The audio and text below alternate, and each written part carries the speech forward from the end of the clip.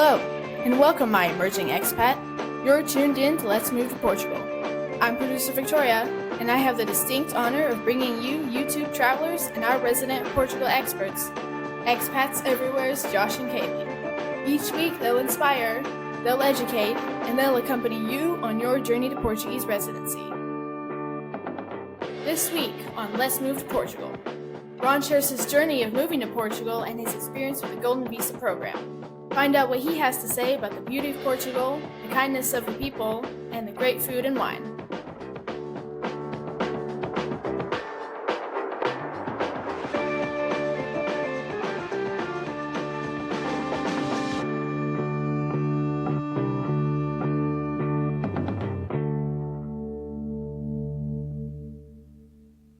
What is up, expats and travelers? Welcome back to the Expats Everywhere presents Let's Move to Portugal podcast. This is season 3. We're super excited to be back with you. Kaylee, how you doing? Of course, the question. I am doing well. How are you doing? I'm doing really well as well. I feel like I'm just now kind of recovering from São João Festival, which it's a long recovery. It is a long recovery, and it's a Porto-specific festival that I think any of you considering moving to Portugal or living in Portugal should come check out for yourself. It is a lot of fun. All ages, all night, lots of fun stuff. Food, drinks, toy hammers, lots of stuff. Yeah. Look it up if you don't know what we're talking about. It's a fun one. Yeah, exactly. But it does create for some sleepless nights or a sleepless night, a very long sleepless night. So that was challenging. Yes, foggy. So that we have that. Of course, June mentally is very big. And actually, like outside. Yeah, for some reason. I mean, São João was beautiful, great weather, amazing. And then all of a sudden that's done, and it's really foggy today, which is weird. But we had that. June has a lot of festivals going on around Portugal, and then upcoming for us Americans, we have a July 4th party coming up. That's right. That we're hosting, a meetup. So if you're in Porto for July 4th, whether you're passing through or you live here, we will have something going on at Bee Garden. Bon Jardim. And hopefully this episode caught you at the perfect time where you're listening and then you can attend very soon after. Otherwise, if it's already past July 4th and you're listening to this, like we had a great party. Do not show up at Bee Garden July 4th, 2025. Oh, that's true. That is true. Yeah. This would be for 2024. And yeah, I'll just go ahead and say it was an amazing time. It was a great 4th of July for us. So what's been going on? Well, the Euros are going on, so that's a big European football competition. Yes, which we can support Portugal. And then Copa America, which I'm actually, if you're watching on YouTube, I'm wearing my U.S. shirt. The Yanks are coming, right? Yes. For those of you who are big soccer fans in the U.S. also has a competition going on. Ironically, that competition's actually being held in the U.S., so it's like the U.S. is actually staying. Oh, I get what you're saying. Yeah, maybe the shirt doesn't work. I should mark it out. The Yanks are here. The Yanks are here. Yeah. And for those of you who don't know, the Yanks is our men's national team. The moniker they've just adopted after, the British have basically coined us as the Yanks. Yeah. I don't know. It's a fun one. So lots of soccer, and then the Olympics are this summer as well. Lots of sports going on. A lot of sports are going on. It's the summer of sports. Yeah, it's good, which we love. Anybody who's a big sports fan, it's a great summer to be alive. It's good for us. Okay, so moving on to kind of what we have been noticing here in the city before we jump into the episode, which this week we kick off a really fun interview with a guy who has gone the Golden Visa route, is doing things in a very, a different approach. Okay. So we'll jump into that in just a second. That's a good little teaser. Yeah, we'll jump into that in just a second. But what are some new things that you've noticed about Porto or about Portugal and since the break, really? Because, there's been quite a gap since season 2 ended and season 3 is beginning. Right. I would say that, tourism has been big, but now it's just full on. Lots of people, which has been fun. The city, in areas that I think the city didn't quite buzz, is buzzing now, which is a lot of fun. But yeah, a lot of people are here. I don't know. What are you thinking? Well, one of the things that popped to mind when we were thinking about what's really been going on, what's been happening, is that prices seem to be stabilizing. Okay. So, I feel like you had something in mind when you asked me that question, so I'm glad you had an answer. So I think prices have been stabilizing from what I've seen. We have seen that the cost of building is still going up, really, and it's hard to find workers to do stuff. But if you're talking about rent prices seem to be stabilizing, which is a good thing. That is good. Because they are higher than definitely the past, and certainly other cities of comparable size in Europe. Due to Portugal's popularity, low amounts of supply and high demand creates high prices. Right. But a lot of construction going on. So labor Tons. is something that's hard, right? Yep. Just finding that. So I think that's where prices are going up a little bit. Yeah, it's hard to find good people. It's hard to find good work these days, you know? How old are you? You say that. Okay, so on then the topic of building, our property is moving along. Very exciting. For those of you who are interested, who are following everything, my lemon tree is still there, still intact, still producing lemons, just really high up, hard to get them. Yeah, staying alive. That's true. It is. And producing fruit, actually. Yeah, still. so not just staying alive, but like thriving. So that thing is hoping thriving. that stays. So we've got a couple episodes that have gone out on that new channel, which is Let's Get Building with Josh and Kaylee. And then on the main YouTube channel, we have some fun content coming up. We just did a comparison in the past couple weeks between Portugal and France, which has caused a bit of a buzz among those that have seen it. The comment section is going wild, which is always funny to see. Always a fun one, yeah. Then we've had some interviews as well, and the top 5 European destinations for retirees. That's we another don't video. choose those. We talk to an expert about that. So Correct. That is a good one for those who are considering somewhere else besides Portugal. Yeah. And then many people have latched on to our daily short series on YouTube. Right. Where we are basically taking you on a journey of our daily lessons as we are doing our A1, A2 course. A couple months back, we put out a video talking about language learning and would we take a course or would we just go sit for the test? And we asked you all, what would you do if you were in our shoes? And we actually were, fortunate to find a program that fit our weird schedule and basically allows us to take this course just before we fly out and go to Asia for a Nomad Capitalist conference. And yeah, it's intense. And it's intense, and it's 75 lessons, 2 hours per lesson for 15 weeks. And so 5 days a week. 5 days a week, and after, unless there's a holiday. Yeah, which there have been a lot already. It is Portugal. But yeah, after every lesson, we basically turn the camera on ourselves, selfie mode, vertical style. Remember? I know. I was wrong the first few times. So if you catch me, I start on day 5 because I recorded the wrong way. Yeah. So yeah, we basically tell you what that day was like in 60 seconds or less. So if you want to jump on that series, that's on the main channel, and they are shorts. Yes, and if you're interested in that program or speaking with the director, figuring out some sort of collaboration we could do. So as we continue on the journey, we're really enjoying it. We want to give it a few more weeks maybe to make sure it works and it fits with our viewers, with our listeners, with you. So we'll get you that information as well. You can always email me at info@expatseverywhere.com. I have a list going actually for people who have already done that, who are interested in what we're doing, and I can get back to you. So if you have any interest after you see those shorts, then let me know, and I'll get something out as well for that in a little bit.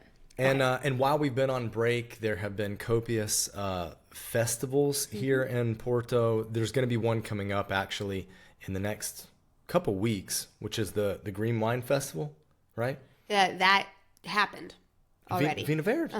That already happened. Did it? Oh, okay. I mean, there's all sorts. I mean, there's been the beer beer fest, fest. there's wine fest, there's the Vinho Verde one that's a specialty one. Yeah. So yes, all of these things are going on. Yeah. So be sure to check out what summers are like here in Portugal specifically, because there's always a lot of Something amazing for everyone. festivals and whatnot. Yeah. But let's get to the episode then. So you speak with Ron. Speak with Ron. Who is retired. Yes. You talk finances. Yes. That's good. Yeah. Ron has a ton of information and knowledge on finances and financial vehicles, because that was the field that he worked in. And he was able to do well for himself, saving and investing. Good job, Ron. And yes, well done, Ron. And was able to go for a golden visa. And he and his wife want to be here in Portugal. So it's not one of those golden visa clients or golden visa people that literally just want to, come over for 2 weeks a year or whatever and get citizenship after 5 years. But these are people that actually want to live here. They live here. So I think that's important, because many people think that golden visa people are literally just like Scrooge McDucks that have a bunch of money and they just throw money at problems or things. But no, it's not like that at all. And I feel like Ron kind of drops quite a bit of wisdom on finances, investment, and that's something I'm really interested in. Well, good. Well, then I guess let's let Ron speak, yeah? Absolutely. He does much better than I do. Let's do it. Let's get to Ron.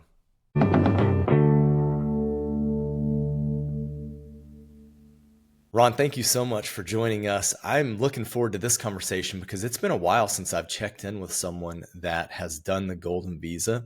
And I'm really interested in kind of golden visa and financial wealth and personal finance. And I feel like you're the man to talk to. So tell us a little about yourself. Well, first of all, thank you so much for having me. I've loved your podcasts and YouTube videos in the past, and I'm so excited to be a part of it. You guys do a great job and a great service, and it was very helpful for us in the research that we did in deciding to come to Portugal. So our journey really started in 2016 when our daughter graduated from college, and she got to pick a trip as her graduation present, and we decided on Portugal, which none of us had ever been. And I grew up in California. I spent most of my career in Philadelphia, but I grew up in California. We landed in Lisbon and we took the train up to Porto, and we were going to make our way back. And when I was on that train ride from Lisbon to Porto, it looked like what California looked like when I was a little boy. It just made me feel very comfortable between the chaparral and the vineyards and the ocean views. And there was a western facing ocean like California is. And everything felt very comfortable from a geographic standpoint. And as we spent a little bit more time on that trip, the people were so kind and the food was great and the wine was great and just everything was beautiful. And we just really, really, really liked it. So like, wow, this is a great country. So we ended up our trip in Cascais. And as one does, we were looking at real estate offices in town at real estate offices. And one of the properties that was listed had a sign underneath it that said, "This is a perfect property for the golden visa." Like, okay. Golden visa. That sounds like, wow, it's golden. That's great. I wonder what that is. So I kind of filed that away and went back to the States, was at my desk. I was not a very good Portuguese person in those days. I would never take lunch. I would just pretty much work at my desk, but I might take 10 or 15 minutes out while I was eating and just kind of play around on the internet. And I was like, oh yeah, what was that golden visa thing? So I looked it up and like, oh wow, this is a great opportunity to be able to move to Portugal once we retire. So retirement for me was probably like 8 years away at that point. So it was something I was thinking about, but just in very, very briefly. And we went to Jessica's my wife. We were thinking about retiring abroad. We weren't necessarily thinking about Portugal, but we were thinking about retiring abroad. So it wasn't like it was completely outside of the realm of possibility. But we thought, oh, this could be really interesting. So I did a bunch more research of different sites, and we got in touch with a lawyer who kind of told us about how it would work. And decided at Christmas of 2017 that we should go back and see what it's like. 'Cause it's one thing, this graduation trip was in summer. It's one thing to fall in love with a place in the summertime. It's like, okay, what's it like in the winter, Yeah. And it was really funny. It was a really, really cold winter in Philadelphia that year. And it was perfectly lovely here. It was maybe like 12 to 15 degrees, something like that. And I was just wearing if I was wearing a polo shirt like this, I would wear a light jacket. If I was wearing a dress shirt, I would just have a sweater on. And somebody actually asked me if I was like, did I need a coat? Like, no, this is very warm weather. Meanwhile, the Portuguese people were wearing Canada Goose down puffer jackets with hoods and fur and everything like that. It was pretty hysterical. Anyway, the winter was fine. We feel we can easily do this. We came back again in 19 and met with the lawyer in person, and we learned about everything that we needed to do, and we decided that the golden visa was a better option for us for a couple of reasons. So one, I had the resources. That's the one thing. It's a more expensive option. I don't want to, sugarcoat that, but it was a Sure. more expensive option, but it was a lot more flexible. Like I said, I was not ready to retire yet. I did retire at the end of 2023. That was, kind of more or less the plan, maybe a year later. But my job, I worked in the financial services industry for a big mutual fund company. Hmm. It was an on the desk job every day. There was Right. no working. I mean, during COVID, I worked remotely, but there was no, like, oh, I think I want to just go to Portugal for 6 months and work from there. I mean, that was never going to happen. Right. And your company, I guess, as soon as possible, they wanted people back in the office. Yes. Okay. Yes. And other story, but I was ready to go back. I was not a very good work from home person. Okay. Anyway, I needed the social. No, that's really good context. Thanks. I needed the social interaction anyway. But Yep. The other thing was that I've heard so many discussions about this on the different forums, and the lawyers still aren't, like the lawyer that we talked to still wasn't 100% sure.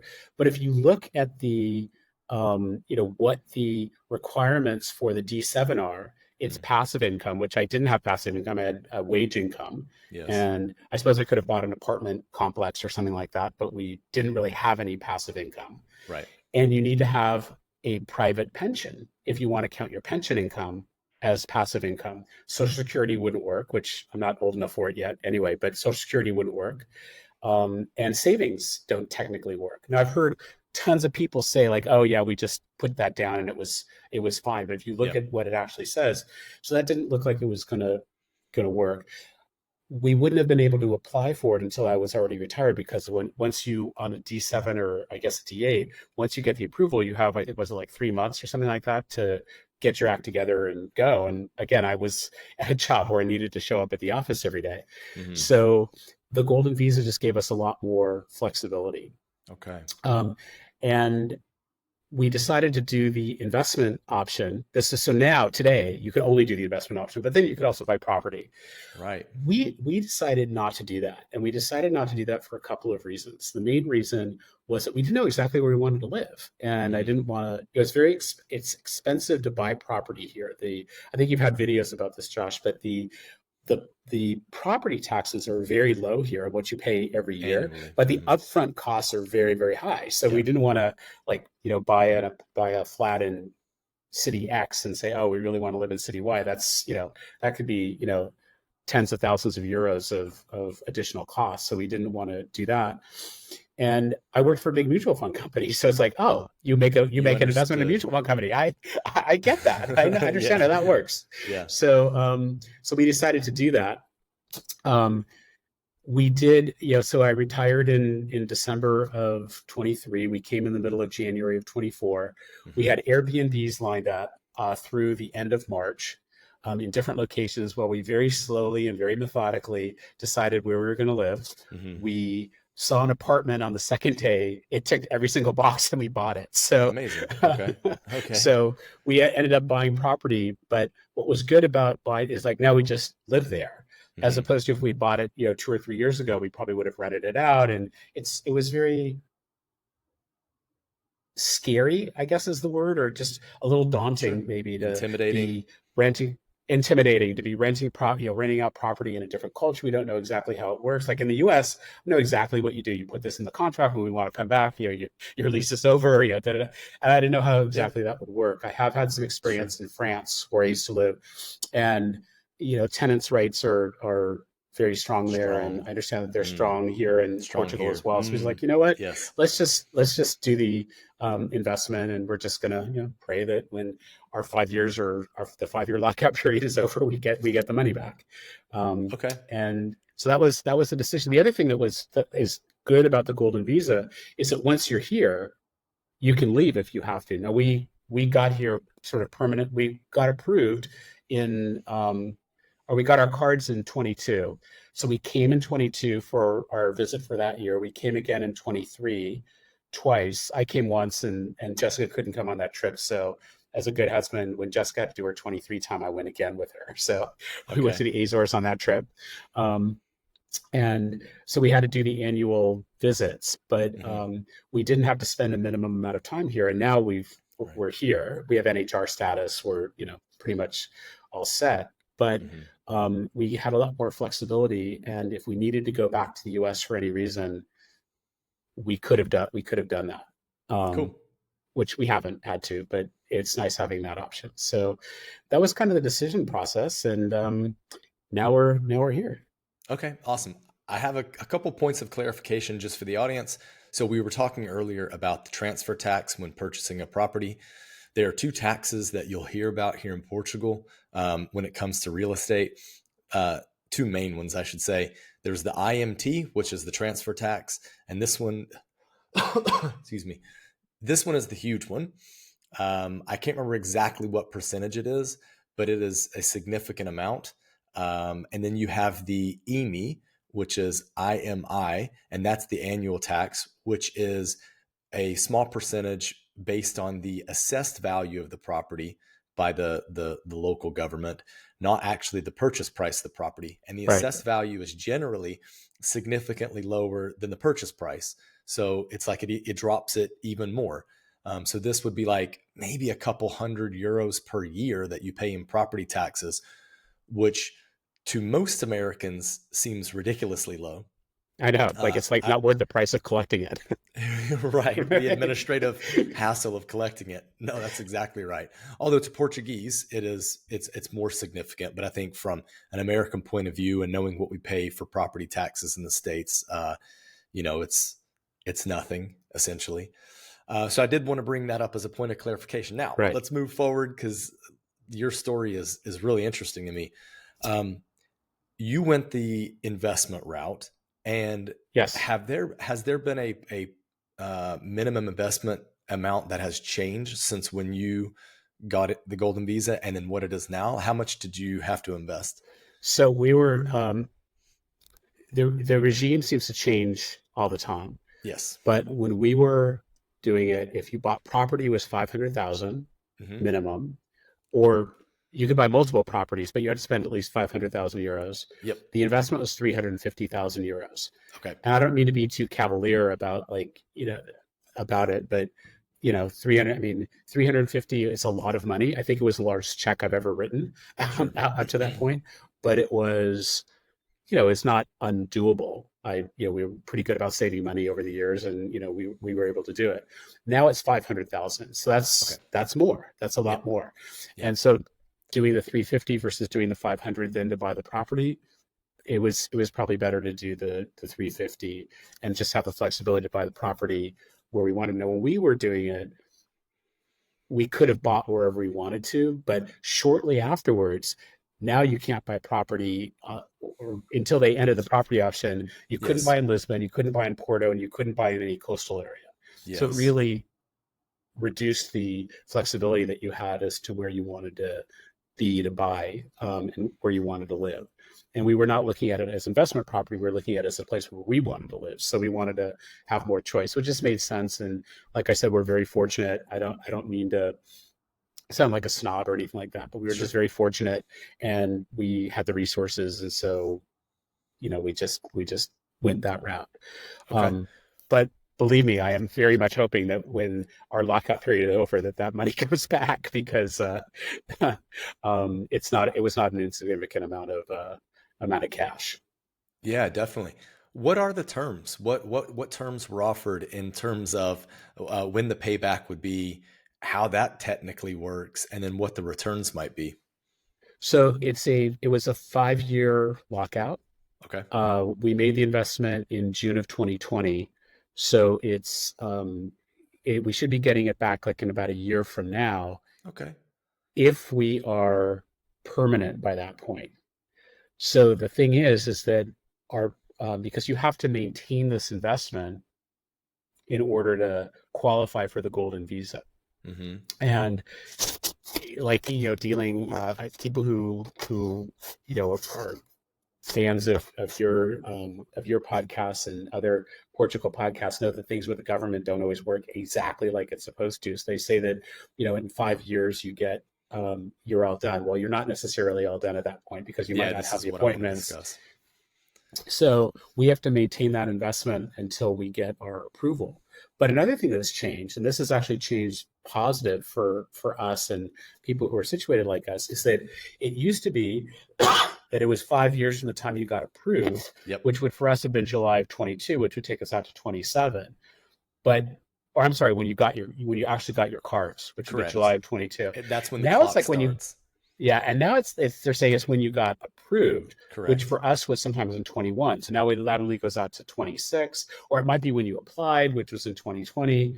We're still working with our lawyer. She's not 100% sure of exactly what they need, but I don't think that they're 100% sure because they've put out, I mean, you know, obviously not to sound funny, but like they've put out this information that this is what they want to do. And it's not necessarily like a grandfathering in. It's a moving people's start date to a more reasonable time because they realize the processing time has taken so long. So I think that they've also done it for for people on the D7 and D8, whereby when you arrive and actually touch ground here in Portugal is generally a drastically different date from when you have your first CEF or IMA appointment to be confirmed as residents. So what they're saying is like, we're going to give you those 2 to 4 or 5 months back and your clock actually started when you arrived. But for the golden visa people, I mean, it was taking, or it has been taking 18 to 24 months for some people. Yes. Which is crazy. It's right. not. So it's we're not actually like as advertised. Exactly.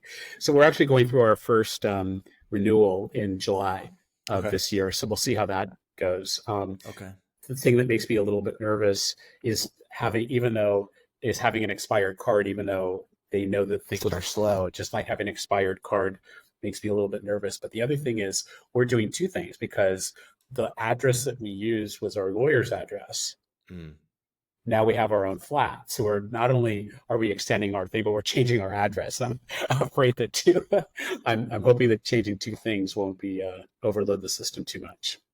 Yeah, I worry about that too with people. You know, it's like you sign a CPCV to purchase a property and then your passport number changes because you've had a renewal. Well, you know, how are they going to view those identifying documents now? Like, will there be anything weird that happens? You know, will logic prevail and will they recognize you're the same person despite this number having changed because you've had an expired passport or whatever?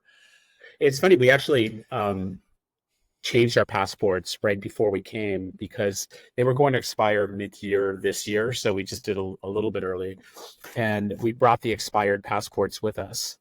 Just in case, like, oh no, here's the old one with this number, and here's the new one. It's the same person for exactly that reason. Like, you know, sometimes, you know, people ask me, you know, have I enjoyed being here? And the answer is yes. It's been great. But you know, every day isn't, you know, roses and sunshine. So I was trying to figure out like what are the bad days for me are the days that I have to do something with the government. Okay, well, let's come on to that. Yeah, let's talk about that. So I have not exchanged my driver's license yet because I'm going back to the U.S. and I can when I'm going to back to the U.S. At the end of May, and when I'm there, I'll get all the paperwork together with the you know, with my driving record and getting it translated and getting it apostilled and all that stuff so I can switch my driver's license. But so I have not done that yet.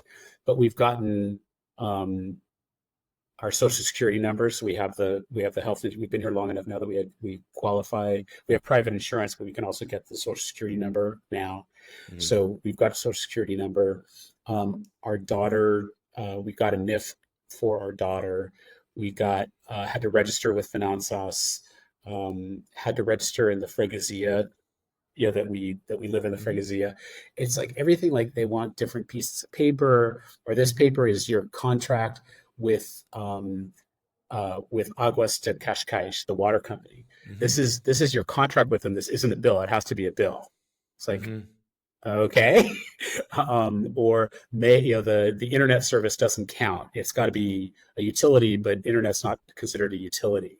Or just, you know, getting the Senya and waiting, you get, I think one time we went to Finanzas and my number was like 65 and they were on 4. It's like, you know, just like, you know, things like that are, you know, those days are not not picture postcard days in Portugal. The flat that we bought is in the municipality of Cascais. Okay. The municipalities here are larger than what the town itself may sound like. So people who've been here will think of Cascais as the center of Cascais, where the train terminal is, and the commercial centers around there. But it's actually a much larger municipality with different that's made up of different freguesias. And so what people think of Cascais is the freguesia of Cascais within a municipality of Cascais. So we still live in a municipality of Cascais, but in a municipality called Pared, which is 4 train stops away, a little bit closer to Lisbon. We're a 5-minute walk to the train and a 7-minute walk to the beach. We've got a nice size flat. We're still waiting for furniture. Furniture takes a long time to get delivered, although I think that's true in the US as well. It's been a long time since we bought a whole bunch of brand new furniture. But Right. So what's nice about Pared is that it's a little bit smaller than Cascais. It's a little bit quieter, and it's definitely more Portuguese. And that has its challenges. I'm probably at a B1 level in my Portuguese, which is like, probably enough to get into a serious trouble, but not good enough to get myself out of the trouble necessarily. Especially if they're speaking very quickly. My comprehension goes way down, but it's forcing us to adapt into the Portuguese community. And it's important to us to do that. We didn't want to come to Portugal, and while we have American and British and other English speaking expatriate friends, or people who've immigrated here, we don't want to just live in the expat bubble. We want to integrate into the community as much as we can, and that's so much easier to do in Pared, where the dry cleaner. I went to the dry cleaners yesterday for the first time. I got my hair cut. Like all these things that you do in your normal day, you have to do it in Portuguese, because they don't necessarily speak English to the degree that they might in a place like Cascais or Lisbon. So that's been great. The people that we've met have been great. The food is delicious. It's so fresh. I was so stupid, but I had a banana. It's like, oh my God, this banana tastes like a banana. We had carrots the other day. That just everything is so good. The cost of living is better. It's a slower pace of life. It's a more relaxed pace of life. I couldn't imagine a better place to be retired. And I know a lot of people who listen to this aren't retired, but if you are, and you're in that every day Saturday is part of your life, it's really great to just be able to do what you want. And Josh, as you know, this winter has been colder. Everybody says this is the coldest winter they've had in since the Ice Age or something, but it hasn't been that cold compared to the northeastern U.S. where we lived. And so that's been great. We're looking forward to the really truly spring weather and the summer, and it's just, gosh, I don't know,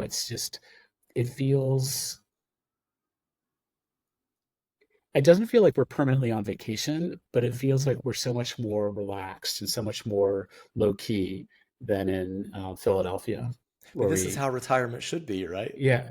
But you know what? And I retired on the 29th of December, and we left on the 16th of January. So I had 3 weeks of retirement in Pennsylvania, and we were mostly getting ready for to come. So I don't know what it would have been like to be retired at home, because at home I always just kind of worked. And it's a big city. I don't know. It's just, I'm going back, like I said, later this month, and I'll be gone for about a month and a half. So we'll see what it's like then. But maybe it was a cleaner break in that regard, right? I think so. Because you retired, and then those 3 weeks were just filled with having to do stuff to get ready for the move.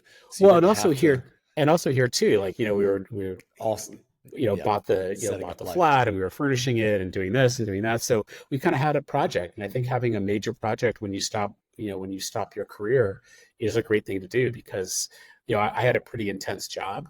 I worked really hard. I worked long hours, and to go from that to just kind of you have to have a project to keep yourself busy. Yeah, I think it, in some regards, is the perfect transition. Yes, because you're kind of setting up that time when you can really enjoy retirement and not have to work, whether it be working to set up a new house in a foreign country or work at a desk on the grind Okay. Right. There was also a period of time where I think I mentioned earlier on that we had Airbnb set up in different places while we were deciding where we wanted to live, but we bought the flat straight away. So we just, we were able to cancel them. But Mm. one of them in Porto, we were not able to cancel. So we just said, well, we're at this point where we had bought the flat, but none of the furniture had come yet. So it wasn't really usable in a comfortable way. Yeah. So we just said, you know what, let's just go to Porto. So we went to Porto for 10 days and we were able to just kind of drop everything and went, and we had a great time. We met you guys and Yeah. some of the other people who were at one of the meetups that you had. I just went to Poland and Germany on a trip. I mean, it's like Europe is at your doorstep. It's, it was a 3-hour flight. It was just great. And I love that travel part and those travel adventures and just being able to do it. But I got to tell you, like when I came back to Lisbon, and it really felt like I was home. Cool. It was really just great to be back. Well, that's a good feeling. I've got to ask Yeah. you, because you brought up earlier that that you're at a B1 level. How did that come about? Because you've been here for a couple months. So what were you doing before moving that you've picked What up my the language? COVID project was to do Portuguese. So I did it online. Okay. I was in a class with a couple of other people, and we had a Brazilian teacher because there are, I think, like 280 million Portuguese speakers in the world, of whom like 260 million of them live in Brazil. Yeah. So there's more Brazilians around, and the time zone for Brazil just kind of worked different, Yeah. worked a lot better. Yeah. So for learning the grammar, it was fine. Mm. And she was really a good teacher. She said, like, oh, well, Ron, for you, when you go to Portugal, you do the direct object this way instead of that way, or you Cool. do. So she was very helpful. But at some point, I needed to move on to conversation, and I needed to do it with a Portuguese person because I wanted to get the accent down. So I found Okay. somebody who I would talk to once a week online for an hour, and that was good. And then when I came here, I enrolled in a language class, and I did that from February, March, and into April. And then I went on this trip to Germany and Poland that I referenced. So, and we're going to Spain actually next week. So Nice. I'm kind of on a break from class, but Okay. I was able to just kind of jump back into it. It was pretty easy. Well, and To now jump where you're back in. living, you were saying that you're going to be able to practice your Portuguese more because Yes. you're living among Portuguese that maybe don't know English or don't know it as well. So it's good. Because I mean, Kaylee and I've said this numerous times, but it's very easy for us to just slip into speaking English because so many people around us speak English. Whereas when we're having to deal in Portuguese and kind of forced to, we get on with it and it's no problem. But if we can operate in English, we tend to. I don't know if it's Right. laziness or just trying to be efficient with communication. Well, for me, it's definitely more efficient to talk in English. There's Sure. no doubt about that. But like yesterday, for example, I got my hair cut, and the guy actually did speak English, and he probably wanted to practice his English a little bit. But I said, look, we're here in Portugal. We need to speak Portuguese. I had done my homework. I'd looked up like how to say trim my eyebrows and clean up the hairs in my ears, and I want it longer on top and shorter on the sides. So I kind of knew exactly what to say in Portuguese, and it worked okay. But the truth is, at a B1 level, you're still having very basic conversations. You're not yeah, that's the way discussing thermodynamics or anything like that. But yeah, that's exactly how I feel. Yeah. Like sometimes I'll say a rather complex phrase or sentence, but then it's like, now where do I go? Because like I've put all that together. And then if we go any deeper than what I've just said, I'm lost. I can hear things and put things together, but like being able to say something. Right. Yeah. And I'm still at a point where when the Portuguese are speaking to themselves at the cadence that they usually use, Right. I'm pretty lost. Yeah. I need to, like my favorite phrase is "Fale mais devagar, por favor." Yeah. So- Yeah. But which is a good one, which it means speak much slower, please. Okay. So let's talk a little bit about, since you're into personal finance, and you've done obviously very well for yourself, and that's kind of a part of your job is working in finance. How have things changed now that you live in Portugal in terms of the way you manage money, or maybe even in retirement, the way you manage money? Is there any advice you can give to audience members in that regard? I would say that it's important to have a budget. Okay. It's important though to give it some time to develop what your budget is. So you really figure out how much you're spending on food, how much you're spending on Bolt, or if you have a car, the car expenses. We don't have a car at the moment. We don't really need one. We may choose to get one. We haven't really made that decision yet. How much is are the other expenses of your life? How often do you expect to eat out? And then, kind of for us, the wild card is like, well, then what's left over for how much do we want to, how much can we travel? Yeah. And then, based that on, how much money do we have? And I'd say that the thing that's been hardest for me is we've been pretty good savers. We always contributed the max to the 401k and got the match, and then we saved money on top of that. And now I'm kind of taking money out. So that's been a weird transition. And so I've got some my parents both passed away. They left behind some 401k money of their own that has required minimum distributions. So this year, instead of I would just take the money in, from that account and put it into another Vanguard account. So I just went from savings one vehicle to savings two vehicle. This year I actually took it out. And I was like, oh. And I'm sure that feels awkward. It felt awkward at first, but you know what? That's kind of the way that it's supposed to go, I guess. Okay. So just, getting used to that and deciding, what your, kind of, we're adhering to the 5% rule. Okay. And, taking 5% out for spending. In my personal situation, I'm actually had some deferred comp, and I've got that deferred comp coming for 3 more years, which is actually messing up my Portuguese taxes, which I'm not 100% thrilled about. I mean, not messing it up, it's just, putting me into a different tax situation than I thought I would be in. Got it. So I've actually got a little bit of income coming in, but at some point my income will just be whatever my savings earn. Okay. And that's probably, of all the things, that's like the weirdest transition of, every other Friday, there's no money going into my bank account automatically anymore, Right. Except for the annual deferred comp payouts. But, okay. My other question then is, what do you think is a reasonable amount that someone should budget to live, let's say in the Cascais area, because Cascais, Lisbon, Estoril area, because the whole country has kind of different ranges. But what do you think about in your neck of the woods? I would say that you don't come to Cascais if you're looking for the cheapest place to live. Correct. Because it's not. Yep. And we chose to buy a property and we chose to pay cash for it. Okay. I'm 64 years old. If I were to get a mortgage, I think the mortgage would last for 3 weeks or something like that. It's it's very different here in Portugal compared to the United States, where I think in the US they would say like, well, they put enough down that we the bank are protected just based on the value of the property, and when they when they pass on, if their heirs don't take care of it, we could sell the property then. Here, I think you have to be done by we didn't really look into it much because it was so silly, but it's like you have to be done by 65 or something. Is that it? They'll go up to 70. We've done a few interviews with a mortgage broker, and he they talks will go about up to 70. Some banks will be flexible, but then you're talking about having to get life insurance policies, so that can be an additional expense that just kind of vanishes. It's a sunk cost. Yeah.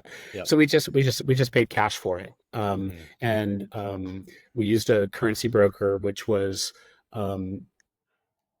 There's some costs associated with it, because I think like when I transferred money from my US bank account to the currency broker, I had to do it in US dollars, and there was a charge for that. But the rate that he got compared to if I transferred it in euros, what the bank would have given me, right, for the amount of money that we're talking about, was thousands and thousands of euros in savings. So that's a good financial choice, is to use a currency broker if you're buying a property. Yeah. But the upfront.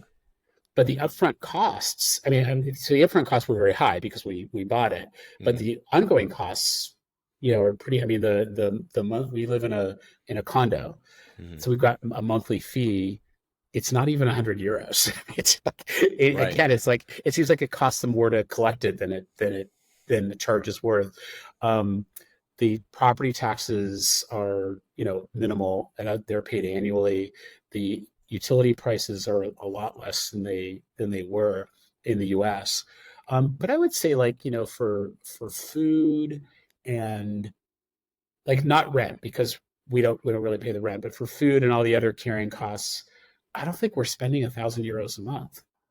Okay. Wow. Now going out, Mm. like, I mean, food, like at the supermarket, Got it. Okay. Got or it. at the little, in the market. We actually have a mercado in Cascais where they have the fresh vegetables and everything like that, and one in Pered as well. I don't think we're spending $1,000 a month. But then, like, if we go out for dinner, if we go, when we do travel, we're spending a little bit more than that. And if you are renting your place here in Cascais, I think you've got to plan, depending on how large your place is and where you're located. I think you need to plan between 25 and €3,500 a month. Sounds about right. But again, Okay. that's not my situation. Sure. Okay. Good advice. Oh. Well, Ron, at Expats Everywhere, we believe that living abroad transforms lives. How has living abroad transformed your life thus far? Well, it's been an adventure. I did actually do a junior year abroad, so this is, I've done it before. So it's kind of like at the beginning of my adult life, and now Was this towards France or was that was this in France. okay. Yeah, this is in France. So kind of towards the end of my life, but it keeps you.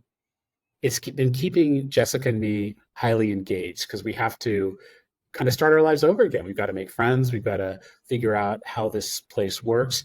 It's very different being on vacation than it is, really living in a place. And it's very relaxed here, and I feel more relaxed. But it's not vacation, right? So so that's been one thing. But really, just having a great project to keep ourselves engaged and keep ourselves sharp and doing new things and learning all the time and learning a new language and everything like that has been great for us personally. And just meetings, new people and hearing their stories and what brought them to this crazy place has been great as well. So it's been a great challenge, and it's been great to challenge ourselves to make it happen. And it's only been 4 going on to 5 months, so we're still at the beginning phases of it, but so far so good. Awesome. Ron, thank you so much for taking the time to share with Expats Everywhere today. Oh, thank you. Thanks for having me. It's been a pleasure to talk with you. And again, thank you so much for everything you do, because your videos were incredibly helpful for us, and we enjoyed them very much, and are still big fans of both the YouTube and the podcasts, and now the building one. Let's get building. So we're looking forward as soon as to we that hang as well. up here, I'm gonna be editing that first video, so I can't wait to get that out. Great. Thank you again. Great. Thanks. Bye. Bye.